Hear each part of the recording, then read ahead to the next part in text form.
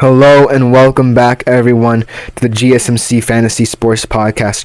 We are at the last segment of today's show, and it is going to be kind of a weird segment because I have both good and bad news about this segment. The good news is that because of what happened last night, I get to talk more about basketball before the NBA Finals. Obviously, we have a long layoff before the NBA Finals coming up in almost 2 weeks. So I have a lot more to talk about. I'm really excited to talk about, but the bad news was the Timberwolves did win, and my segment was about the Celtics-Mavs potential finals preview. So I'm kind of stuck in this stasis where I wanted to talk about a potential Celtics-Mavs final, the first time in forever that we have two teams that have swept in the conference finals, but it didn't happen, so I'm kind of stuck with talking about three teams rather than two teams in an NBA Finals. But kudos to the Minnesota Timberwolves. They did exactly what I thought they needed to do. Anthony Edwards and Karl-Anthony Towns outscored Luka Doncic and Kyrie Irving last night, so that was one of the huge catalysts as to why they won the game and ultimately are still in this series.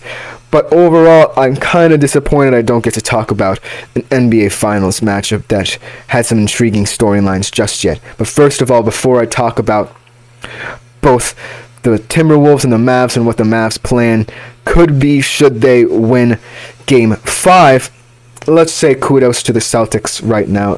Our Eastern Conference Finals representative, go Celtics. Ultimately, they have had their controversies. 12-2 record.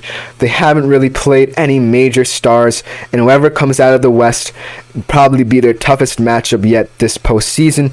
However, by hook or by crook, they proved that they were a different team than last year. Obviously, I could be sitting here saying that both the Timberwolves and the Pacers are like 3-1 up in the series, and no one would bat an eye, but the Celtics are where they are because of the fact that they have been able to adapt, and Joe Mazzulla's proven that he can adapt as well. He was a big question mark for the Celtics coming into this year. So, congratulations to the Boston Celtics for advancing to the NBA Finals, sweeping the Indiana Pacers. So, we will talk about them a little bit later on. But switching back to Game 4 last night, the Wolves ultimately staying alive and winning 105-100. But like I said before, the Wolves did what they needed to do last night, what I wanted them to do for this entire series, and that is have their stars be present. Anthony Edwards, the big question about him was the fact that could he keep up with the pace of a guy like Kyrie Irving, a guy like Luka Doncic, and throughout the series he just couldn't. But last night, even though it wasn't his best shooting performance of all time, he still had 29 points, Cat had 25, and ultimately that Minnesota Timberwolves duo outdueled the Dallas Mavericks duo of Luka and Kyrie. Ultimately though, I still think that Dallas is going to want to win Game 5, and I think they will. In fact, I just think that this game was one of those games where the Timberwolves did everything right, and the Mavs, even though they still have that prowess, Luka Doncic still had his triple-double, they just couldn't match Minnesota on tonight. It's another one of those close games, It's where you can't really find out the difference between these two games, and ultimately came down to the clutch minutes where Minnesota had struggled before, but ultimately they closed out tonight. So, moving on to the keys. Should the Mavs win Game 5 and move on to the finals, as people expect, I think that last night's game proved a lot. One thing was the loss of Derek Lively, obviously. That was my mistake last night. I fully expected him to play, but he had suffered a neck sprain in Game 3, and that is why he did not play tonight. And the return of Maxi Kleber from injury. So, just that weird transition from a guy who has been giving you such good minutes off the bench as a paint presence down low to a guy who's just coming off a shoulder injury and might be a bit more tentative. It adds an intriguing storyline to the fact that should the Mavs progress Now, they also have big man issues as well, and Jason Kidd really needs to figure out a solution. Does he want to play a guy like Kleba who has more experience, or does he want the youth and energy of a Derek Lively off the bench?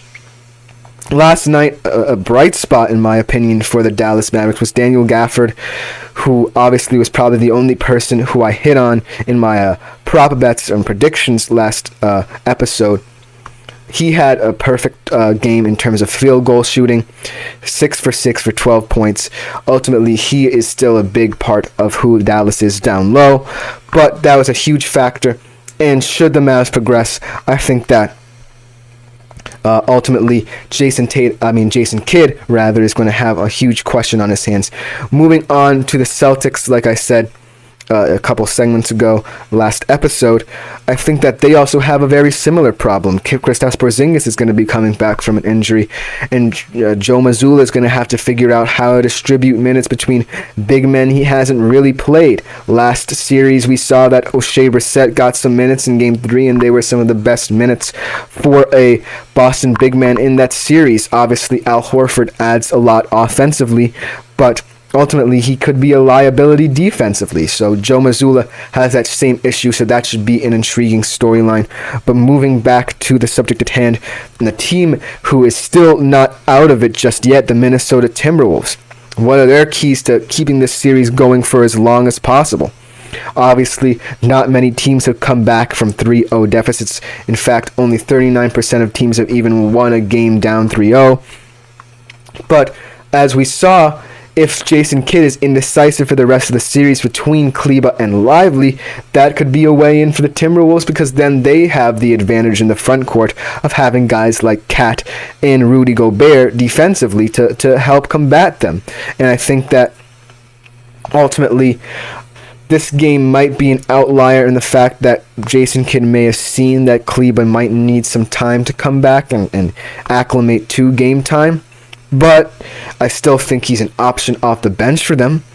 And so that's just going to be an interesting thing going forward. And the fact that Minnesota extended this series should be a interesting sign for Dallas to try and see how this whole center thing works out.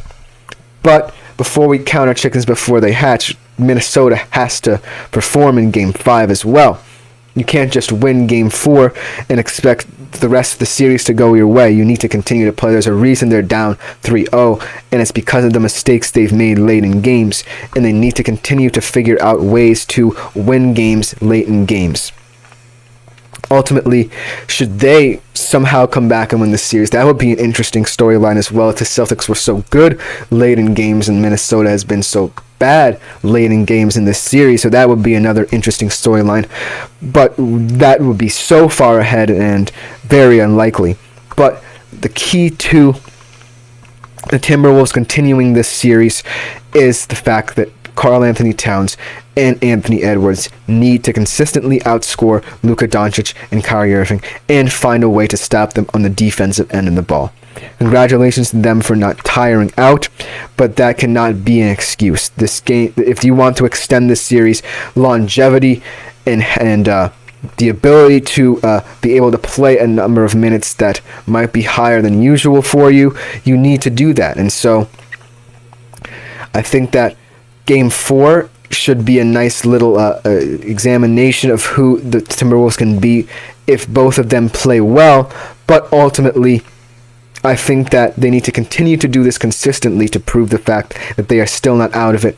Just before I end the show right here, I just want to stick around and give you guys the updated betting odds for NBA Finals favorites. Obviously, Jason Tatum is still at the top, followed by Luka Doncic, but we see Jaylen Brown move up to the third spot above guys like Anthony Edwards and Kyrie Irving, and also a guy who might be flying under the radar because of his injury. Kristaps Porzingis is sitting 6th in NBA Finals betting odds for MVP.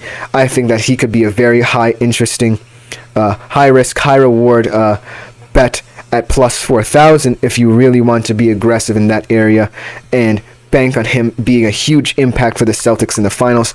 But the finals aren't here yet, like I thought they would be. But that should just about end today's episode of the GSMC Fantasy Sports Podcast. As always, I do ask that you like, follow, and subscribe to the show. Leave a tip or donation at the link gsmc.cloud. Is a huge support to the network. Thank you guys for tuning in. My name is Chris Sheppard. Thank you again.